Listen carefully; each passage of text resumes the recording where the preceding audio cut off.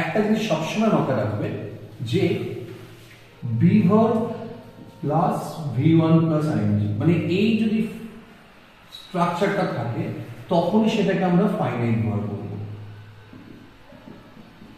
ঠিক আছে, এটা মাথার মধ্যে ঢুকিয়ে নেবে।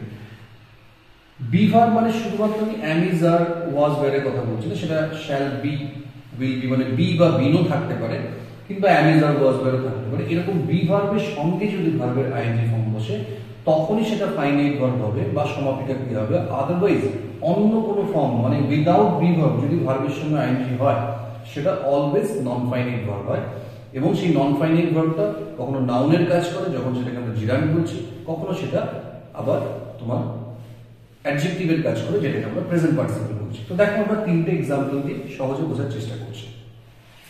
প্রথমে বলছে swimming is good for health. তাহলে আমাদের প্রথমে এটা বুঝতে হবে যে সুইমিংটা কি।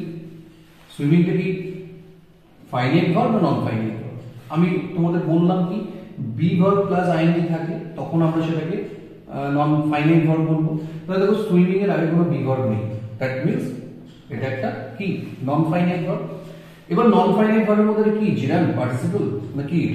দেখো এখানে সেন্টেন্সটা বলছে swimming is good for health. তার মানে সুইমিং এখানে কি একটা সাবজেক্ট, কার সম্বন্ধে বলা হচ্ছে? সুইমিং এর সম্বন্ধে। তাহলে সেন্টেন্সের সাবজেক্ট মানে এটা নাউনের কাজ করছে, তাহলে এটা জিরান্ড। আবার I saw the boy swimming in the pond, again এখানেও দেখো তুমি এটা কিন্তু ফাইনাইট ভার্ব বলতে পারবে না। কেন? I saw the boy swimming, এখানে কোনো বি ভার্ব নেই।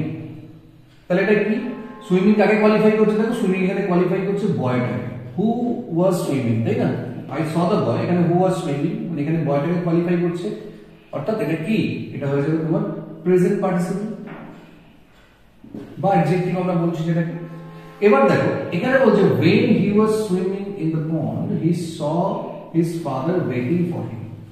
এই সেন্টেন্সটা দেখো সুইমিং এর আগে কি আছে? was, তার মানে বি ভার্ব আছে। তাহলে বি ভার্বের সঙ্গে ভার্বের আইএনজি থাকে, সেটাকে আমরা কি বলছি? Finite verb.